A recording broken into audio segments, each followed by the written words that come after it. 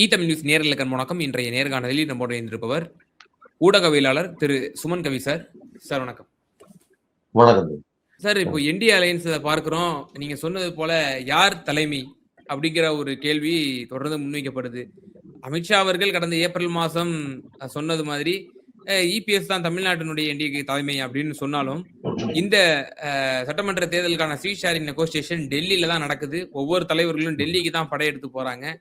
அமித்ஷா முன்னிலையில் தான் வந்து சீட் ஷேரிங் நெகோசியேஷன் நடக்குது. இங்க சீஃப் மினிஸ்டர் கேண்டிடேட் இபிஎஸ்மே அங்க போய் தான் போய் பேசுறாரு. இது வந்து பெர்செப்ஷன் வைஸா எந்த அளவுக்கு ஒரு தாக்கத்தை ஏற்படுத்தும்? தினகரனுமே ரொம்ப டபுள் டிஜிட்ல கேட்கிறாரு அப்படின்ற கருத்து சொல்லப்படுது. அன்புமணியும் டெல்லிக்கு தான் போய் வாங்கக்கூடிய ஒரு நிலைமை. எல்லாரும் டெல்லிக்கு தான் போறாங்க. இது என்ன நிலைமையை ஏற்படுத்தும் இந்தியாவுக்கு?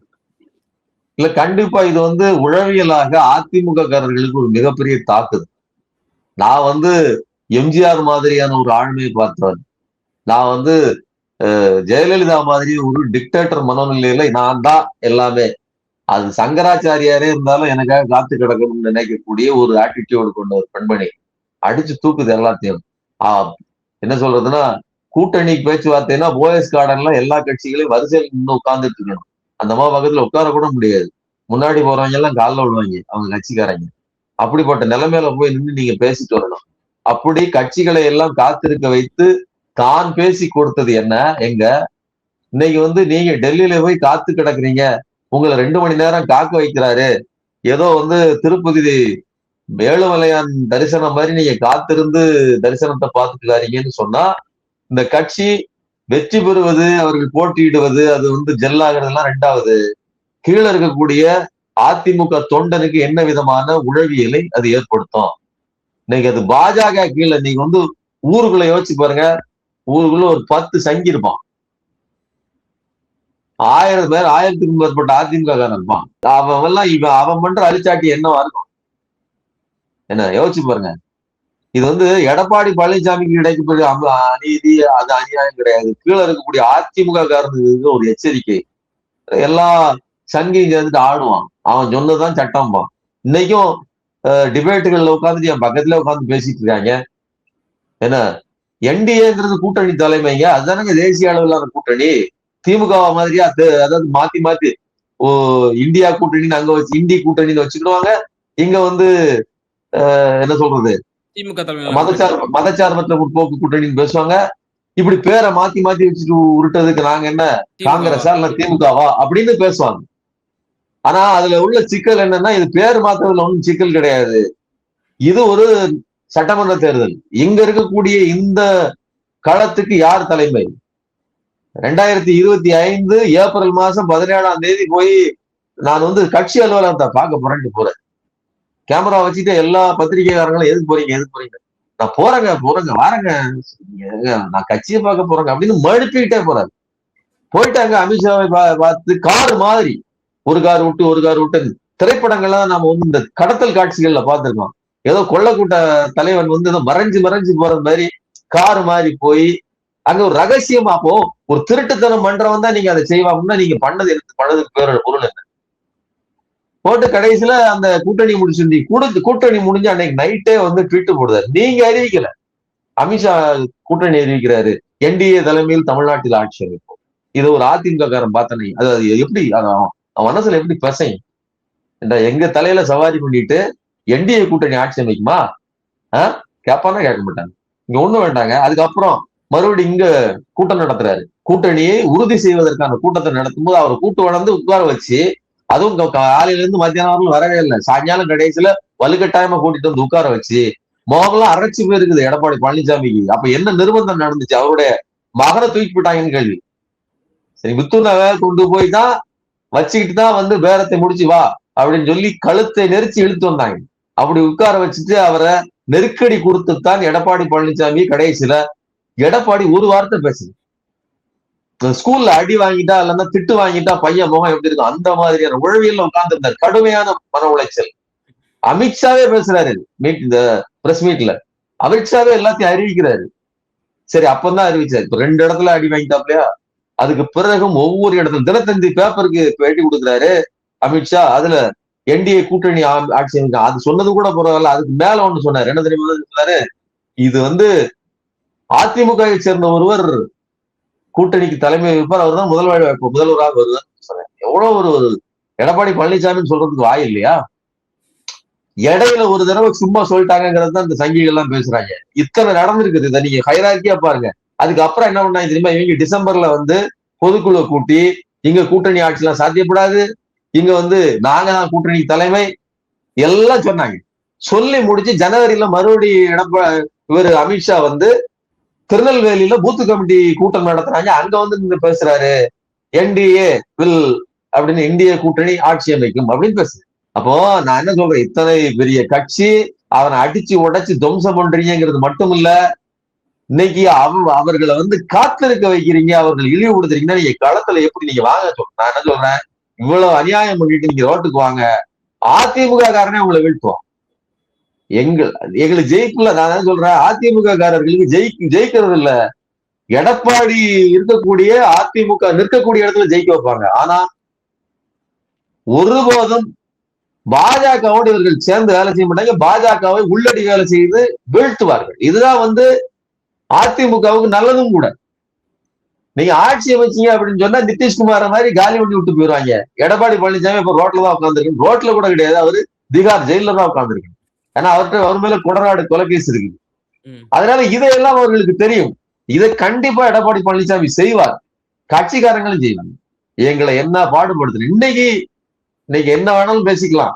நீங்க இன்னும் கூடுதலா என்ன சொல்றாங்க, உதிரி கட்சிகளை எல்லாம் ஏசி சண்முகம், பாரிவேந்தர் பச்சமுத்து இவர்களை எல்லாம் தாமரை சின்னத்தில் போட்டியிட வைக்கலாம். ஏன்னா 2024 அதுதானே செஞ்சீங்க, அந்த மாதிரி செய்யலாம் அப்படின்னு இவர்கள் முயற்சி பண்றாங்க. அதுக்கு எடப்பாடி பழனிசாமி ஒத்துக்கிட மாட்டார். சோ இங்க நான் ஏற்கனவே சொன்னது மாதிரி இங்க 2 கட்சி, அந்த 2 கட்சியில் பிரதானமானது அதிமுக திமுக. இவர்கள் அவர்களுடைய அணியை தலைமை தாங்கினால் மட்டும்தான் மக்கள் ஓரளவு ஒரு மூடோட வேலை செய்வாங்க. அந்த இடத்தில் அதிமுக பலவீனமாக இருக்கிறதுங்கிறத பட்டவர்த்தனமா என்டிஏ கூட்டணி மீண்டும் மீண்டும் அறிவிங்க. மோடி வந்தாரே, மோடி வாயிலிருந்து எடப்பாடி பழனிசாமி தான் தலைமையில் பேசிட்டாரா என்ன? சும்மா கூப்பிட்டாரு, கையாகி தூக்குறாரு, எல்லாத்தையும் பண்ணாரு. 6 நுழைவாயில்கள் அமைக்கப்பட்டிருந்துச்சு திருச்சி பஞ்சப்பூர்ல நடந்த கூட்டத்துல. 6 நுழைவாயில்லையும் ஏங்க சின்ன சின்ன கட்சிகள்லாம் படம் இருக்குது. அன்புமணி ராஜதாஸோட படம் பெருசா இருக்குது, ஆனா எடப்பாடி பழனிசாமியோட படமே இல்ல. 6 நுழைவாயில் இல்ல, உள்ள வச்சிருந்தாங்க, அது வேற விஷயம். 6 என்ட்ரன்ஸ்லயுமே கிடையாதுங்க. இவரு புதிய புரட்சி பாரதம் ஜெகன்மூர்த்தியோட போட்டோ எல்லாம் இருக்குது, எடப்பாடி போட்டோ இல்ல. இதை விட அதிமுக காரனை இழிவுபடுத்துறதுக்கு ஏதாவது வேணுமா? இன்னும் கூடுதலா ஒரு கூட்டத்துல அண்ணா படமா பெரியார் படத்தை தூக்கிட்டாங்க பாத்தீங்களா? இதெல்லாம் பெரியார் படத்தை தூக்குனாங்க. எப்ப உனக்கு என்ன பிரச்சனை? கூட்டணி வைக்கிற என்ன அட்ஜஸ்ட் பண்ணிட்டு எங்களுடைய கொள்கைக்கு அட்ஜஸ்ட் பண்ணிட்டு நீ போவியா? உன் கொள்கைக்கு அட்ஜஸ்ட் பண்ணிட்டு நான் வரணுமா? சரிங்களா? அண்ணா திராவிட முன்னேற்ற கழகம் அண்ணா சொன்ன கட்சி, அதாவது திராவிடத்தோடு சேர்ந்ததுதானே அந்த கட்சி. அப்போ இவர்கள் செய்கிற அந்த அத்துமீறல் என்பது இன்னைக்கு அதிமுக காரர்கள் ஒவ்வொருத்தர் மனத்துக்குள்ள இறங்கிக்கிட்டு இருக்குது. எடப்பாடி பழனிசாமிக்கு அது நல்லாவே தெரியும். அவர் சாதாரணமான ஆள் கிடையாது, நெகோசியேஷன் பண்ணுவாரு. இபிஎஸ் ஒரு ஆளுமையும் இதுல கேள்விக்குறியாகுதுல. ஒண்ணு, உள்துறை அமைச்சரும் பிரதமரும் இதுவரை முதலமைச்சர் வேட்பாளராக திரு இபிஎஸ் பெயரை முன்மொழியல. இது ஒரு பிரச்சனையாக பார்க்கப்படுகிறது. இந்த கூட்டணியில ஒரு பின்னடைவா பார்க்கப்படுது, ஜெல்லாகாத கூட்டணியா பார்க்கப்படுது. அப்போ இப்படி இருக்கக்கூடிய ஒரு சூழ்நிலையில இபிஎஸ் இதற்காகத்தான் இவ்வளவு மெனக்கிட்டு கடந்த நாடாளுமன்ற தேர்தலில் முடிச்சுட்டு வந்தாரு. பிறகு நீங்க சொன்னது மாதிரி அவரு 3 கார் மாறி அந்த கூட்டணியை காம்ப்ரமைஸ் பண்ணி அவர் கூட்டணியை வச்சுக்கிட்டாரு அப்படின்னா, அப்ப எடப்பாடியோட ஆளுமை என்ன? ஒண்ணு, பிரதமர் உள்துறை அமைச்சர் முதலமைச்சர் வேட்பாளர் முன்மொழியவும் இல்ல, சீட் ஷேரிங்க இவரும் டெல்லிக்கு போக வேண்டியது இருக்கு. இதுக்காக தான் திரு இபிஎஸ் அவர்கள் காம்ப்ரமைஸ் பண்ணி பிஜேபி கூட்டணி வச்சுக்கிட்டாரா? அவரு தான் ஒரு முதல்வராக அதிகாரத்தை அடைய வேணுங்கிற ஒரு இலக்கெல்லாம் அவருக்கு கிடையாதா? கிடையாது. இல்ல, எடப்பாடி பழனிசாமிக்கு ஆளுமை என்ன அப்படின்னு கேட்டீங்கன்னா, அது அவருக்கு ஆளுமைன்னு சொல்லுகிற ஆளுமையும் அவர் இல்லை. ஆளுமைன்னு சொல்றது ஒரு மொத்த கட்சியையும் கட்டுப்படுத்தி ஒரு கரிஸ்மேட்டிக் லீடரா இருந்து மொத்த கவனத்தையும் தன் பக்கம் வைத்து தான் தான் பிரதானம்னு சொல்றதுதான் ஆளுமை. எடப்பாடி பழனிசாமியை பொறுத்தவரை அவருக்குன்னு என்ன சொல்றதுன்னா ஒரு நெகோசியேஷன் இருக்கு. அவர் மேனேஜ்மெண்ட்ல அவர் பவர்ஃபுல்லா இருக்கிறாரா, அதெல்லாம் நமக்கு வேண்டாம். அதே மாதிரி கட்சியை என்ன சொல்றதுன்னா, ஒரு ஜெயலலிதா நடத்தியது மாதிரி, ஒரு எம்ஜிஆர் நடத்தியது மாதிரி கட்டுக்கோப்பா வச்சிருக்கிறாரா அப்படின்னா அதுக்குள்ளேயும் போக வேண்டாம். அவர் வந்த வழி என்ன, அவருடைய பொட்டன்ஷியல் என்ன, இதை மட்டும் பாருங்க.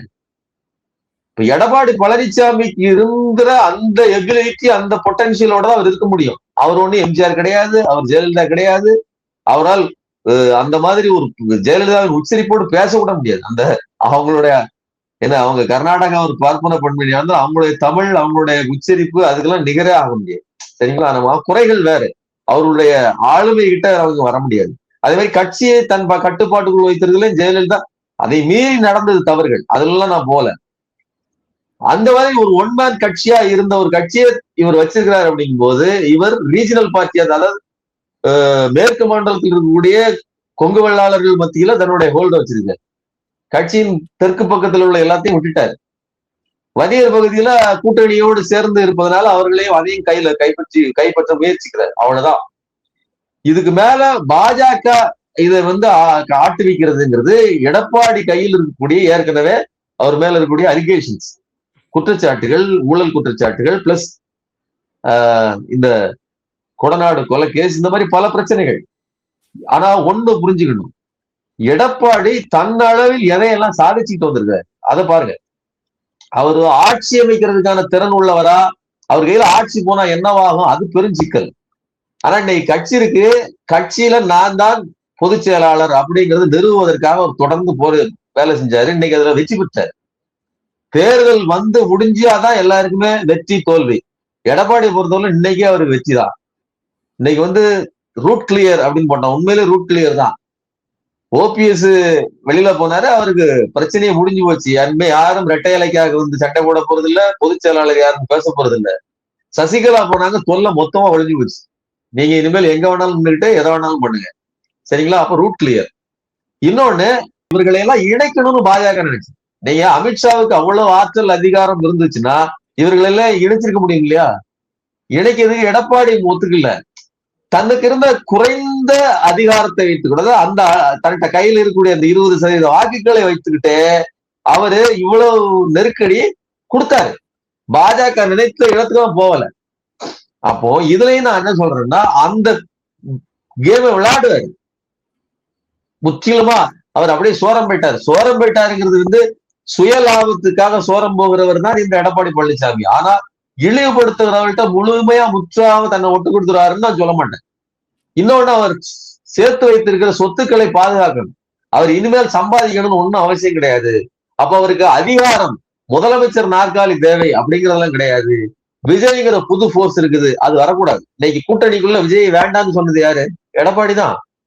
பாஜகவுக்கு எப்படியா கொண்டாந்துட்டோம்னு நினைக்கிறேன். இன்னும் சொல்ல போனா, இந்த சில அக்ரகாரத்து மாமாக்கள் இப்போது யூடியூப்ல உட்காந்து பேசிட்டு இருக்காங்க, எப்படியாவது விஜய் வந்துட்டா ஸ்வீப் நமக்கு முக்கியம் இல்ல ராஜா, உள்ள வந்தா யாரு முக்கியமான தலைவர்? எடப்பாடிக்கு ஆரம்பத்துல ஒரு எண்ணம் இருந்துச்சு, விஜய் உள்ள வந்தா நாம வெற்றி பெற்றலாம், நாம முதலமைச்சர் ஆயிடலாம், விஜய் சபார்டினேட் ஆகிடலாம்னு நினைச்சேன். அவர் ஒரு நெருக்கடியில இருக்காரு, கட்டுக்குள்ள வச்சுக்கலாம்னு நினைச்சேன். விஜய்க்கு அப்படிப்பட்ட நெருக்கடி இல்லை. இவ்வளவு பெரிய ஒரு நெருக்கடி, அதாவது 41 பேர் இறந்ததுக்கு பிறகும் அவர் அந்த பிரச்சனைக்குள் சிக்கல. அதுல மட்டும் சிக்கல இல்ல, அவங்க ஒய்ஃப் குற்றச்சாட்டு வைக்கிறாங்க, இவர் பாட்டு அசால்ட்டா தோல்ல கை போட்டு கூட்டு வராரு தன்னுடைய தோழிய. இதையெல்லாம் என்ன சொல்றதுன்னா, இதெல்லாம் பார்த்துட்டு இருக்காங்களா. அதனால விஜயை கட்டுப்படுத்தவோ, விஜயை தன் கட்டுப்பாட்டுக்குள்ள வச்சுக்கிட்டோ இயக்க முடியாதுன்னு அவருக்கு ஒரு செய்தி வந்துருது மைண்ட்ல. இனிமேல் நம்ம விஜயை வச்சு ஜெயிச்சு அந்த இடத்துல போய் ஜெயிச்சு உட்கார்றது வாய்ப்பு இல்லை. இன்னொன்னு ஜெயிச்சா இன்னொரு செய்தி இருக்குல்ல, நீங்க நிதிஷ்குமாரை நீக்கினது எப்போ? இப்பதானே. விஜயை கூப்பிட்டதுக்கு பிறகுதானே இது நடக்குது. நிதிஷ்குமாரை தூக்கி அடிச்சது பாஜக மேல அவருக்கு இருந்த அது கிளியரா சொல்லிடுச்சு, வெற்றி பற்றி நாம் உட்கார்ந்தாலும் நாம முதலமைச்சர் கிடையாது, அப்ப நாம எதுக்காக வெற்றியை பெறணும்? அப்போ என்கிட்ட இருக்கிறது இந்த 20% வாக்குகள் தான். இதை தக்க வைக்கணும், அல்லது இதுல இருந்து ஒரு 2-3% ஏத்தணும். பாஜகவுக்கு கையில இருக்கக்கூடிய வலுவே அந்த 10% வாக்கு சொல்லிட்டு இருக்குல்ல, அதை காலி பண்ணும். இந்த எலெக்ஷன்ல அவங்கள இன்னும் கீழே கொண்டு போகணும். இதுதான், இப்படிதான் வேலை செய்வார். இது அவர் செய்யறது மட்டும் இல்ல, அதிமுக காரர்கள் கண்டிப்பா செய்வாங்க. விஜய்க்கு நம்ம இருக்கிற இடத்துல இடம் கொடுக்க கூடாது, விஜயை வளர விடக்கூடாது. இத பாஜகவும் செய்யும், அதிமுகவும் செய்யும். ஏன்னா விஜய்க்குன்னு ஒரு ஹோல்டு வந்துருச்சுன்னா அடுத்ததுல 2029 அவர் யார்கிட்ட போய் கூட்டணி வைப்பாருன்னு யாருக்கு தெரியும். இந்த முறையே காங்கிரஸ் இவ்வளவு ஆட்டம் காட்டும் போது 2029 விஜயோடு சேர்ந்து அவர்கள் ஒரு எதிர்ப்பை காட்டியதாக இருந்தால் இந்த களம் என்பது தமிழ்நாடு களத்தை முற்றிலுமாக ஒரு சீட்டு கூட கிடைக்க முடியும். எப்படி 2024 தேர்தல் இருந்தோ அதே மாதிரி ஆயிரும். அப்படி ஆகக்கூடாதுன்னு பாஜக நினைக்கும். அப்போ எடப்பாடி பழனிசாமி அப்படியே ஹோல்ட் பண்ணி வைக்கணும்னா 29 ஒரு 4 சீட்டு ஜெயிச்சா கூட போதும். 4ஓ 5ஓ எதுனாலும் லாபம் தானே. ஏன்னா போன முறை ஒன்று கூட இல்லாம இருக்கிறதுக்கு ஒரு 4-5 ஜெயிக்கணும். இவ்வளவுதான் முயற்சி பண்ணாங்க. எடப்பாடியும் அதை புரிஞ்சுக்கிட்டு தான் நமக்கு வெற்றி எல்லாம் வேண்டாம், நாம முதல்வர் எல்லாம் கிடையாது, ஸ்டாலின் முதல்வரா இருக்கணும் தண்டின்னா எல்லோருக்கும் எல்லாம் கிடைக்கும் அப்படின்னு அவரே நம்புறாரு. அதான் உண்மையும் கூட. இறுதியான ஒரே ஒரு கேள்வி சார். இப்போ பாஜக எவ்வளவு கேக்குது சீட்டு, இப்ப இபிஎஸ் எவ்வளவு டிமாண்ட் பண்றாரு, இன்னும் சொல்லப்போனா நீங்க இன்னொரு விஷயமும் குறிப்பிட்டீங்க, கூட்டணி கட்சிகள் அத குறிப்பா ஏசி சண்முகம், பாரிவேந்தர், ஜான் பாண்டியன், கிருஷ்ணசாமி இவர்களே போன்றவர்கள் எல்லாம் தாமரையில நிக்க சொல்லி வலியுறுத்துறாங்க பாஜக அப்படின்ற விஷயம் எல்லாம் சொன்னீங்க. சோ அது சம்பந்தமான கொஞ்சம் விவரம் சொல்லுங்க, நிறைவான கருத்தா. இல்ல, அது 2024 அவங்க நாடாளுமன்ற தேர்தலில் எல்லாரும் ஒன்னா இருக்கும் போது என்டிஏ கூட்டணிக்குள்ள அந்த தாமரை சின்னத்துல நின்னாங்க இல்லையா, அதனால அதே மாதிரி இந்த முறையும் நீங்க தாமரையில நின்னுங்க அப்படிங்கிற நிர்பந்தத்தை பாஜக சொல்லுது. அதன் மூலமாக தாமரையை அவங்க முன்னிறுத்த நினைக்கிறாங்க, அதை வளர்க்கணும்னு ஆசைப்படுறாங்க. ஆனால் எடப்பாடி பழனிசாமிக்கு அதுல உடன்பாடு கிடையாது. ஏன்னா இன்னொன்னு, அவருக்கு மட்டும் இல்ல, நிக்கிற அவங்களுக்குமே தாமரை வச்சுக்கிட்டு நின்னோம்னா அதோட இம்பாக்ட் எப்படி இருக்கும். இது சட்டமன்ற தேர்தல், அதிமுகவுக்குள்ளே அது அதிமுக அபிமானிகளே ஓட்டு போட மாட்டாங்களே. நாடாளுமன்ற தேர்தல்ல அன்னைக்கு நீங்க கூட்டணியே தலைமையே நீங்க தான் என்டிஏக்கு, அதனால நீங்க சொன்னீங்கன்னு நாங்க நின்னோம். இன்னைக்கு நாங்க அப்படி நிக்க முடியாது அப்படிங்கிறதில் உறுதியாக இந்த உதிரி கட்சிகள் எல்லாம் இருக்குது. இது என்ன அப்படின்னா, இப்பதான் நீங்க வெறுமனே எடப்பாடியை மட்டும் வச்சுக்கல, அவர் எடப்பாடி அதை பிளே பண்ணுவாரு, இவர்களையும் வைத்து காயை நகர்த்துவாரு. நீங்க சொல்லுங்க ஐயா, அது எப்படியா ஜெயிப்பீங்க நீங்க அப்படின்னு அதை முயற்சி பண்ணுவார் இல்லையா, அது நடக்கும். அப்ப கண்டிப்பா இந்த தக்காப்புவாருங்கிறது நடந்துட்டு. இன்னொன்னு, இவர்களுக்கு 45 சீட்டு 40 சீட்டு எப்படியாவது வாங்கிடணுங்கிற உறுதி பாஜக தரப்புல இருக்குது. அதுக்கெல்லாம் அவர் விட்டு கொடுக்கறது மாதிரி தெரியல. காங்கிரஸுக்கு என்ன வலு, அவங்களுக்கு என்ன கொடுத்துருக்காங்க அதை நான் உங்களுக்கு கொடுக்குறேன் அப்படிங்கிற மாதிரி எடப்பாடி இருக்கிறார். ஆனா இந்த இழுபறி இன்னும் கூடுதலாக இருக்கும் அப்படிங்கிற என்னுடைய கருத்து. டிடிவி தினகரன், ஆமா, டிடிவி தினகரனை பொறுத்தவரை அவர் இன்னும் குடைச்சல் தான், இன்னும் பிரச்சனை தாங்கிறது, அது இன்னும் தீராது அப்படிங்கிறது என்னுடைய கருத்து. நிச்சயமா சார். சமகால அரசியல் சூழ்நிலை குறித்து ரொம்ப தெளிவா எங்க நேயர்களுக்கு உங்களோட கருத்துக்களை பண்ணீங்க. மிக நன்றி. நன்றி.